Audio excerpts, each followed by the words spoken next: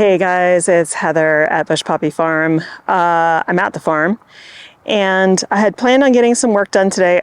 I'll still try to do my best, but when I got here, the gate was open. Thank God no deer have gotten in, but I discovered that my gorilla cart, my wheelbarrow, and all my shovels were stolen. So I have one shovel left. It's a flat shovel, not very effective for digging. It's great for like scraping and making things flat.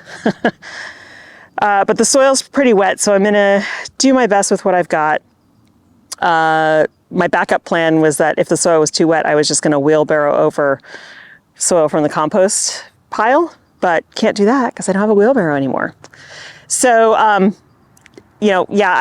filed a police report. I know they're not gonna catch these people. That's not what I'm after. I just want it documented. I'm not gonna file an insurance claim because the sum total was about $500 worth of equipment, and if I file that claim, then my rates will go up, and my insurance is pretty expensive as a small farmer. So I'm just gonna keep moving ahead. Hopefully nothing else will happen. I am gonna go get two chains with padlocks so that I can keep the shed locked and closed, and then also keep the gate locked and closed. The only thing is, that's only keeping out like somebody who's like, oh, that's a minor inconvenience, because they could just rip holes in the sides of the fence, which that's my biggest fear, honestly. It's like it sucks to lose the equipment, but I don't want deer getting in here. I mean, that's the whole point of having a 9-foot fence around the property, but it is not person-proof by any means. I mean, you could just literally lay against it, bulldoze through, and you could probably get in easily. So I don't really know how much that, putting a padlock on the gate itself is going to help, but I guess peace of mind. So I hadn't planned on having to go buy equipment today, but it looks like that's going to be mostly what I have to do. And then I'll have to try to put a wheelbarrow into the shed every day at the end of the day. It's going to be a tight squeeze, but if it's not visible, because most of the time this kind of thing is like opportunity, right? They see it, it's laying out. They can easily get to it. They do it real quick and then they go. It's not like anybody's casing my farm for wheelbarrows. So I am not going to replace the gorilla cart right now. I've noticed that I'm not really using it very much. The ground here is so uneven and so like bumpy and sloped that I find that the gorilla cart tends to tip over more often than not when I'm trying to navigate things, even though it's got like 4-wheel drive wheels and stuff. So I don't think I'm going to do that. I think I'm just going to get a heavy-duty wheelbarrow. The one I had was plastic, and it actually didn't do a very good job with heavy loads of soil. It would like bow and twist, and so I want to get a metal one. Those are heavier, and maybe I'll do that today. I don't know. I'm not mentally there yet. I think what I need to do right now is put on some music that makes me happy and work a little bit on this bed here. So basically I want to fill this metal cage with soil from this area here. It's dug down a little bit deeper because we did till this, but I still want to move some of this over here. Now down towards the end down there, it is way mushier, wetter, like stickier than it is up here. So I think I'm just going to go, because all I have is a straight shovel, a flathead shovel, which is a lot harder to dig with. So I'll just do my best to try to get some of the stuff in here into this cage, and then I can come back out to move compost with a wheelbarrow. I don't know, maybe later today. This storm that's coming in, it's kind of back and forth on how fast it's going to get here. I was hoping to finish this bed today so that I could be ready to plant transplants next week, but it is what it is. Okay, so trying really hard not to be in an angry mood. It's just a violating feeling. And again, the worst thing was driving up and seeing the gate open. If deer had gotten in here, and I do see deer prints all around my car, like I know they're here. If they'd gotten in here, my entire crop would be gone. This happened to me a number of years ago when I got COVID and was in the middle of putting up a deer fence, and deer got in and took everything, and I had to cancel my fall CSAs and reimburse everybody because there was nothing left, just little stumps. Yeah, like I said, it stinks to lose the equipment, but that can be replaced. The crops is another story because that's a long-term growth thing, and even though I've got seedlings in the greenhouse and I've got plugs coming next week, to lose a bunch of ranunculus and all the filler flowers that are growing and everything, I just, I think I would have walked away. I would not permanently, but just, I think that would have been more than I could have handled today. I'm gonna get started on doing this. Hopefully this physical activity will help me exercise some of my demons right now, because I need that. And we'll just see how far we can get before the soil just gets unworkable. So making a little bit of progress, and I kind of want to keep working, but I'm also feeling fired up. So I told you I called the police and just filed a report. Well, an officer came out, and he said, this is not just theft, this is burglary. Basically took all the information. Apparently there's a traffic camera just down the road. So what he wanted was good descriptions of all my equipment, because he said what got stolen is going to need a truck, probably a pickup truck, to put it in. We might be able to catch these guys on the camera. I don't think that's going to happen. And he said it's probably a long shot, but we'll do it anyway. But also what he did was he took DNA from the shed doors and the gate doors, because he said, and actually in my experience, this has totally happened to me. He's like, sometimes we pick people up on other crimes, and then when we run their DNA, we see, oh, they're linked to all this other stuff. And that actually happened out at Fish Ranch, where we had a whole bunch of stuff stolen, not just me. I had things stolen from the greenhouse, but some of the other renters there had a lot of stuff stolen. And the cops came out and took DNA everywhere. And about a year later, this group of guys was caught stealing other stuff. And when they ran both their prints and their DNA, they flagged for Fish Ranch. And so they were charged with those crimes as well. And it was a much bigger charge, because the stuff they stole from Fish Ranch was like big equipment, like backhoes and stuff. So that's different from, they took my toolbox, which really sucked. But, you know. So anyway, I do not expect or think that they're going to catch these guys. That's not even my concern at this point. Mostly, I just wanted to let the cops know that this is happening here, and he was very concerned about that, because he was like, this road, all manner of people go up and down it. It could be, anybody coming. And I was like, yeah, exactly. And so he just wanted to make sure, I wanted to make sure that we had something on record that was happening.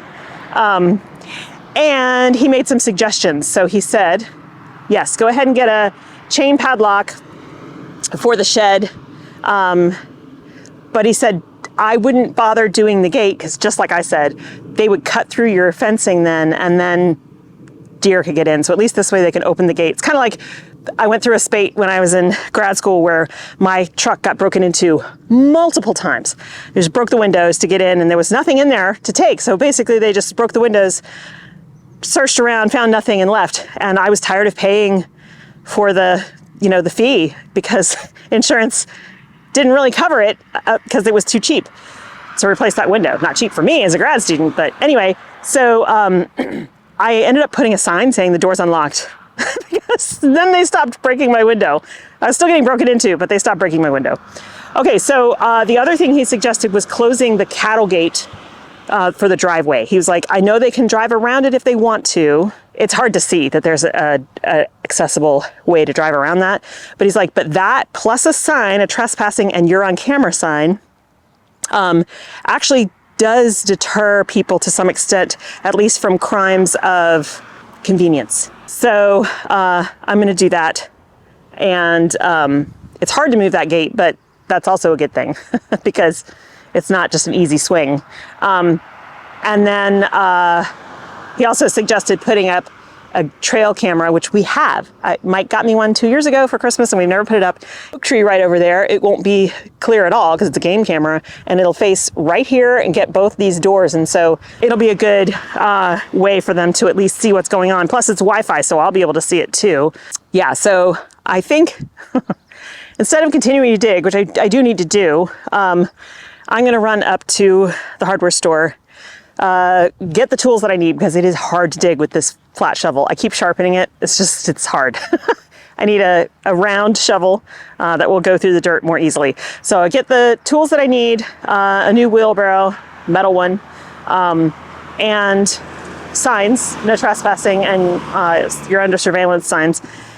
And at least get that stuff set up. And then later today, Mike's gonna come out and we're gonna set up the trail cam because the cop said, look, I am worried they came the first time and got the easy to find stuff, but they'll potentially be back to take other things like your hand tools and things like that. So I do want to, I mean, could they still break into the shed if they wanted to because it's a resin shed? Sure. But it's a lot harder. It's not as easy as having no padlock on the door. So it's all about kind of throwing a few obstacles in the way, making it less easy to do something like that, and go start taking care of that right now, so that I can have a little bit easier sleep tonight.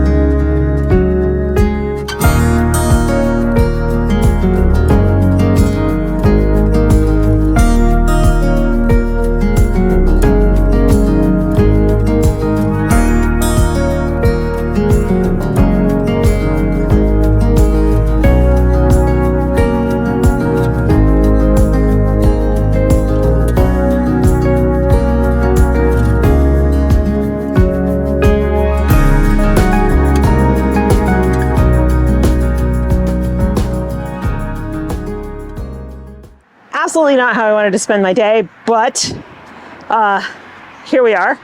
I'm gonna head home and get the trail camera and stuff and see if I can't set it up in that tree back there. But I've got to read all the directions first. I may not be able to do that today.